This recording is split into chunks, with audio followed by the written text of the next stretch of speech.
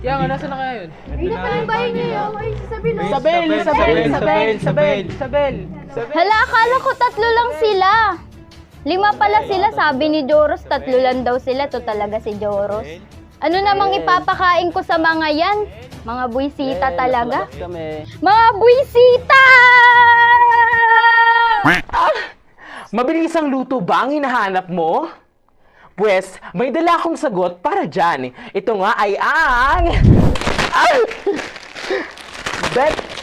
Becky Mi Pansit Canton. Naku, madali lang lutuin ang Becky Mi Pansit Canton. In just 5 easy steps, malalanghap at malalasap mo na ito. Kaya tara, tutulungan kita magluto para sa mga klase mo. Let's go! Unang hakbang, magpakulong muna ng tubig sa ating kaserola, takpan at hintayin itong kumulo. Ikalawang hakbang, kapag kumulo na ang tubig, ilagay na natin dito ang Becky Mi Pansit Canton at muli itong takpan. Ikatlong hakbang, kapag luto na ang Becky Mi Pansit Canton, hanguin at salain na ito at ilagay sa malinis na plato. Ika-4 na hakbang, isali na rito ang flavorings at seasoning ng Becky Mi Pansit Canton at haluin. At ika-5, ihain na ito sa iyong pamilya. Eto Becky Mi Pansit Canton. Niluto ko yan. Wow! Ang sarap!